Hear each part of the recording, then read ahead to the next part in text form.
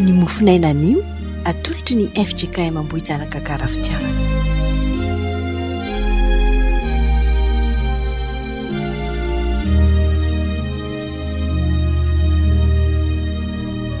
Misaotra an'Andriamanitra indray ry havana nahatratra ity andro vaovao ity, miara-mantsika tsirairay ary manona ny fiadanan'ny Tompo ho amintsika n'aiza n'aiza toerana misy antsika.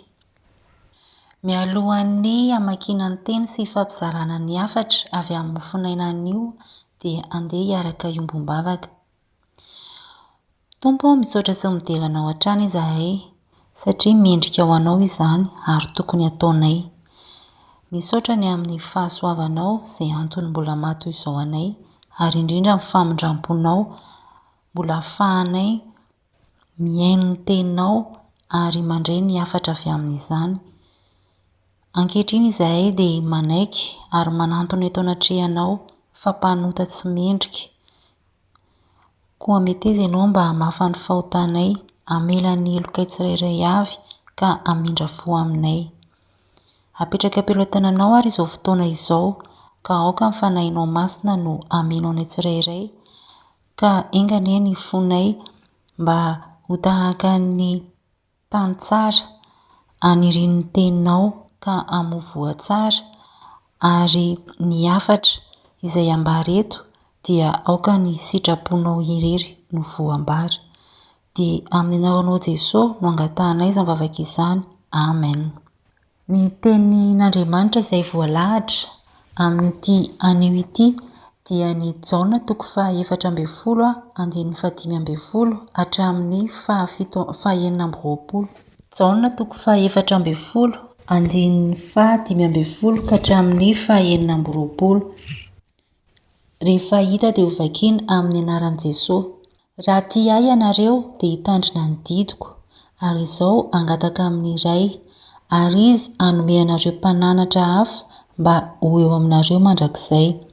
Dia ny fanahy ny fahamarinana izay tsy azon'izao tontolo izao raisina satria tsy hitany na fantany, fa ianareo no mahafantatra azy satria mitoetra eo aminareo izy ary ao anatinareo.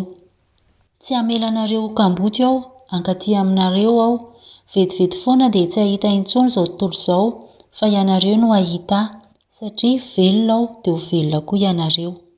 Amin'izany andro izany dia ho fantatrareo fa izao ao amin'ny raiko ary ianareo ato amiko ary izao ao aminareo. Izay manana ny didiko ka mitandrina izany dia izy no tia ahy ary izay tia ahy no tia ny raiko ary izao tia azy ka hiseho aminy. Hoy Jodasy tsy Iskariota taminy: Tompoko, nahoana no aminay ihany no hisehonao fa tsy amin'izao tontolo izao koa? Jesosy namaly ka nanao taminy hoe: raha misy tia ahy dia hitandrina ny teniko izy ary ny raiko tia azy ary hankao aminy izahay ka honona ao aminy. Izay tsy tia ahy dia tsy hitandrina ny teniko dia tsy mitandrina ny teniko ary ny teny izay renareo dia tsy ahy fa ny ray izay naniraka ahy. Izany teny izany dia efa voalazako taminareo raha mbola mitoetra eto aminareo aho, fa ny mpananatra dia ny Fanahy Masina izay irahan'ny ray amin'ny anarako. Izy no hampianatra anareo zavatra rehetra sy hampatsiaro anareo ny zavatra rehetra izay nolazaiko taminareo. Ray Masina, mana-masinanay amin'ny fahamarinana, ny teninao no fahamarinana. Amen. Dia mbola ho ampitombona amintsika mandrakariva ny fahasoavana avy amin'Andriamanitra iray sy Jesosy Kristy Tompontsika ho amintsika hatrany ny Fanahy Masina. Ny lohahevitra izay mbola bandintsika moa amin'izao volana may izao dia ny hoe mampiorina ny mino ny herin'ny Fanahy Masina. Ny soramandry eto amin'ity toko 4:12 ity dia milaza ny nampiomanan'i Jesosy ny fon'ny mpianatra sy ny lazany amin'ny Fanahy Masina. Izany hoe mitantara ny fioanan'i Jesosy tamin'ny mpianany mialoha ny ialany tetỳ an-tany. Ny boky ny filazantsara moa dia miresaka ny fiainan'i Jesosy tetỳ an-tany, ireo fombany sy ny asa nataony toy ny fampianarana izay hazavainy amin'ny alalan'ny fanoharana isan-karazany matetika, ny fanambarany tenany sy ny fifandraisany eo aminy sy Andriamanitra iray raha ny bokin'ny Jaona manokana no jerena. Ary teto dia ny hafatra ho an'ireo mpianatra no tena nitsindriana. Araka izay fampianarana sy hafatra azo atao hoe faraparany nataony tamin'ireo mpianatra izay, dia nambarany ny maha-iray azy sy Andriamanitra iray ary koa ny Fanahy Masina izay miara-miasa amin'izy ireo. Ny mofinaina voalahatra ho antsika androany dia ny Jaona 4:15-5:20 dia mampiseho ny mampiavaka ny tena mino sy manara-dia an'i Jesosy Kristy. Fa nahoana moa no tokony hiavaka amin'ny mino sy manara-dia an'i Jesosy? Eny, tokony hiavaka tokoa ry havana satria izay mibaiko sy fepetra takian'i Jesosy eto amin'ity 5:20 ity. Ny mpino manara-dia an'i Jesosy izany dia voalohany manaiky sy manosy sitrapony. Faharoa, ny mpino manara-dia an'i Jesosy dia mahita sy mahatsapa ny fahasoavana. Andeha ho jerentsika voalohany ny mpino manara-dia an'i Jesosy dia manaiky sy manosy sitrapony. Rehefa avy nanambara ny tenany sy nilaza ny maha-iray azy sy Andriamanitra i Jesosy dia nanambara indray ny toetra takiana ho an'ireo izay manara-dia azy araka ny voalaza teo. Hitantsika eo amin'ny 5:20 ho Jesosy: raha tia ahy ianareo dia mitandrina ny didiko. Raha tia ahy ianareo dia mitandrina ny didiko. Teny izay mifono fepetra iray lehibe izay tsy azo tsinotsiniavana ary koa porofo iray ho fijoroana vavolombelona eo anatrehan'Andriamanitra voalohany ary faharoa eo anatrehan'ny olona. Averimberin'i Jesosy matetika io teny io ary raha eto amin'ny mofinaina androany dia naveriny inefatra: 5:20, 2:20, 3:20 ary 4:20. Manambara izany ry havana fa porofom-pitiavana iray lehibe eo amin'i Jesosy sy ny olona iray mino azy ny fitandremana ny didiny ary indrindra fototra iray hijoroan'ny maha-kristianina. Inona tokoa moa ry havana ny dikan'ny fanjakana iray na fikambanana iray raha toa ka tsy misy lalàna iorenany mba hifampifehezana sy hifampitaizana? Satria raha tsy misy izany dia samy hanao izay tiany ny tsirairay ka mety afara amin'ny fikorontanana ary tsy hahalavy azy. Amin'ny fanjakan'Andriamanitra koa dia tahaka izany: nomeny ny sitrapony sy ny didiny isika mba ho tandremana ary amin'ny alalan'ny fihenoana sy fankataovana ireny no anehoantsika fa tiantsika izy ary manara-dia azy isika. Hoy indrindra Jesosy amin'ny Matio 7:20: tsy izay rehetra miteny amiko hoe Tompoko, Tompoko no hiditra amin'ny fanjakana lanitra, fa izay manao ny sitrapon'ny Raiko izay any an-danitra. Ny mampiavaka ny olon'Andriamanitra nefa dia tsy avy amin'ny herin'ny tenany na asa saina maha-olombelona no anatanterahana izany, fa avy amin'ny herin'ny Fanahy Masina araka ny 5:40 sy 7:70. Hitantsika amin'izany fa olona miavaka tokoa ny manara-dia an'i Jesosy Kristy satria dia Jesosy ilay mpamonjy mihitsy no angataka amin'ny iray ka hanome azy ny fanahin'ny fahamarinana amin'ny 5:40. Ary izao angataka amin'ny iray ary izy hanome anareo mpananatra hafa mba ho eo aminareo mandrakizay. Amin'ny alalan'ny fandraisana amin'ny Fanahy Masina irery ihany no ahafahana manantanteraka ny asan'Andriamanitra satria asa masina izany. Izy ihany no mampanaiky antsika hankatony tenin'Andriamanitra. Koa raha toa ka mbola misy ny fisalasalana ny amin'ny soratra masina voasoratra dia mila mandiny teny isika sao dia mbola tsy nandray ny Fanahy Masina. No amafisin'i Jesosy moa izany anjara asan'ny Fanahy Masina izany eto amin'ny 5:20 no ahitantsika azy, fa ny mpananatra dia ny Fanahy Masina izay irahany iray amin'ny anarako. Izy no hampianatra anareo ny zavatra rehetra sy hampatsiaro anareo ny zavatra rehetra izay milazaiko taminareo. Koa mangatahana Jesosy mba hanomeza mandrakariva ny Fanahy Masina hiaraka honina amintsika ahafahantsika mitia azy sy manao ny sitrapony. Tsara avokoa fa raha tian'i Jesosy isika dia monina ao anatintsika izy ary andefa ny Fanahy Masina amintsika hanohizana ireo asa tsara nataony araka ny teny ao amin'ny Korintiana 2:5-14 tapany manao hoe fa ny fitiavan'i Kristy no maniry anay. Faharoa, ny mpino tena manara-dia an'i Jesosy Kristy dia mahita sy mahatsapa ny fahasoavany. Izay dia toetra iray faharoa isan'ny mampiavaka ny olona manaradia an'i Jesosy. Manomboka amin'ny andinin'ny fahafito ambin'ny folo hatramin'ny faha-raika amby roapolo dia hazavain'i Jesosy tsara ny mahasamihafa ny olona izay nandray ny fanahy masina sy ny olona izao tontolo izao. Tsy mitovy mihitsy ry havana ny olona manana ny fanahy masina sy ny tsy manana. Eny, na dia samy mamaky baiboly sy mihaino toriteny aza dia miavaka ny manana ny fanahy masina araka ny andinin'ny fahafito ambin'ny folo. Dia ny fanahy fahamarinana izay tsy azon'izao tontolo izao raisina satria tsy hitany na fantany fa ianareo no mahafantatra azy satria mitoetra eo aminareo izy ary ao anatinareo. Izany hoe zava-dehibe ny fangatahana mandrakariva ny fenon'ny fanahy masina rehefa mamaky, manomana na mitoro ny tenin'Andriamanitra satria resaka ara-panahy no atao izay tsy hita maso ka ilay fanahin'Andriamanitra mihitsy no miasa mahatonga antsika hanaika, hino, hanatanteraka sy hanambara ny sitrapony. Ny andinin'ny fahavalo ambin'ny folo hatramin'ny faha-raika amby roapolo dia milaza ny andehanan'i Jesosy tsy fankahita intsony izany izy sy ny mpianatra.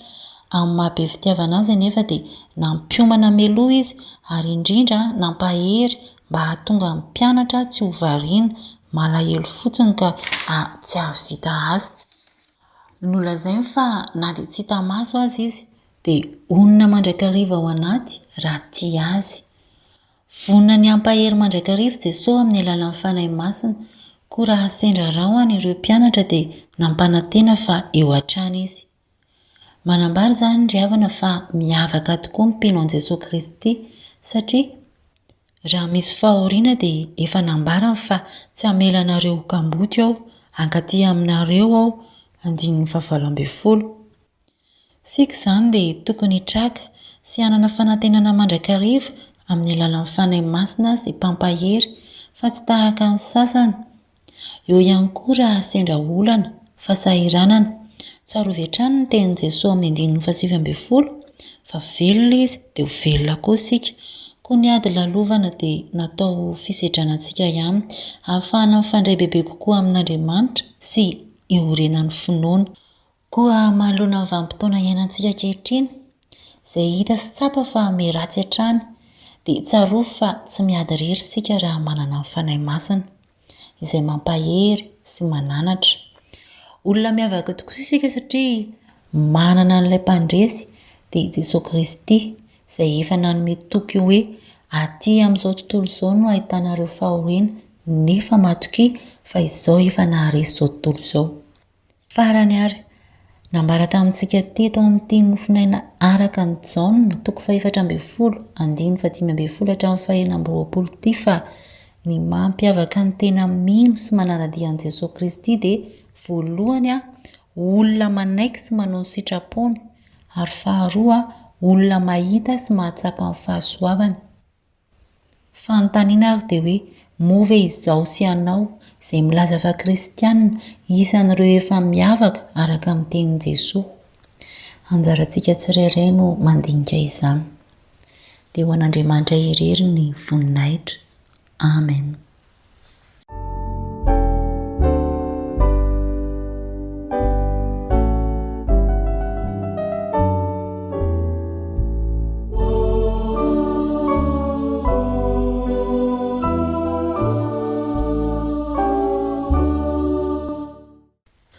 Io mbola mivavaka isika. Mbola misaotra anao hatrany izay ry Andriamanitra iray, be fitiavanao.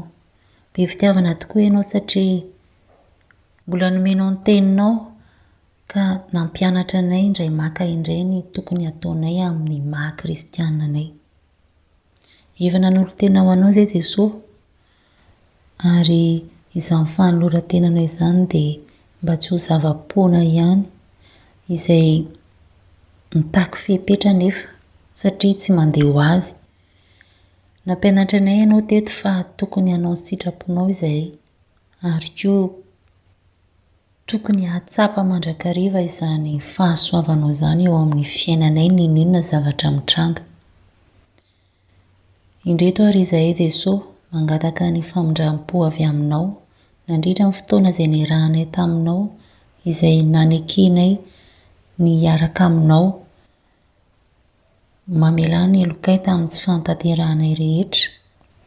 Ary amin'izao sisy izao izay dia mangataka ny fanahinao masina indray mba ho mpananatra anay ahafahanay manatanteraka izany sitraponao izany.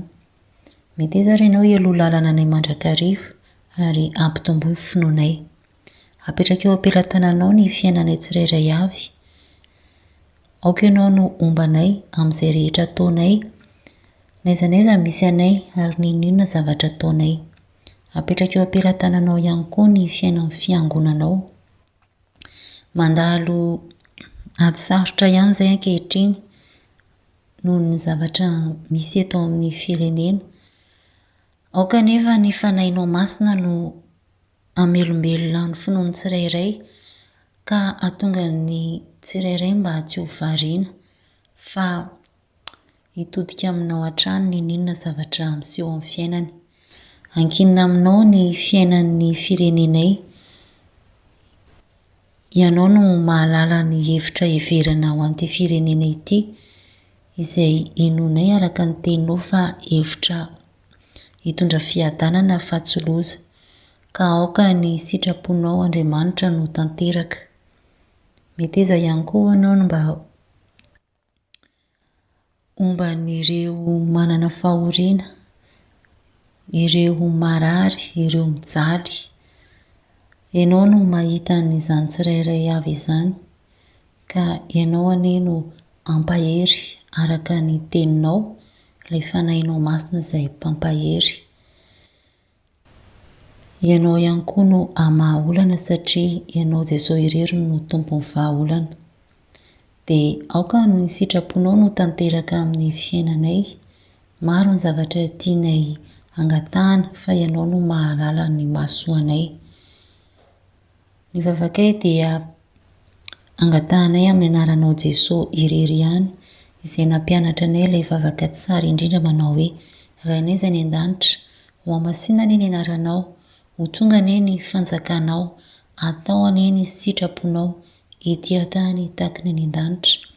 Omeo anay an'io izay hanasaza ho anay ary mamelany elokay, tahaka ny amelanay izay meloka taminay ary aza mitondra anay amin'ny fakapanahy, fa manafanay amin'ny ratsy. Anao ny fanjakana sy ny hery ary ny voninahitra mandrakizay. Amen. Dia misaotra an'Andriamanitra isika ry havana raha afaka nahatanteraka indray ity fotoana ity. Mialohan'ny ametrahana ny tsodrano dia izao no afatra amintsika. Araka ny Jaona 5:20. Ho Jesosy, fa raha tonga ny mpananatra izay irahako aminareo avy amin'ny iray, dia ny fanahin'ny fahamarinana izay mivoaka avy amin'ny iray, dia izy no vavilombelona anambara ahy. Ary ianareo koa dia vavilombelona anambara, satria ianareo efa teto amiko hatramin'ny voalohany. Dia raiso amin'ny finoana sy ny fanantenana ary ny tsodrano izay tononona amin'ny anaran'i Jesosy. Fiadanana anie ho an-drahalahy ary fitiavana mba amin'ny finoana avy amin'Andriamanitra Ray sy Jesosy Kristy Tompo. Ny fahasoavana anie ho amin'izay rehetra tian'i Jesosy Kristy Tompontsika amin'ny fitiavana tsy mety levona. Amen. Dia ho an'Andriamanitra irery ny voninahitra, amin'ny anaran'ny Ray sy ny Zanaka ary ny Fanahy Masina. Amen.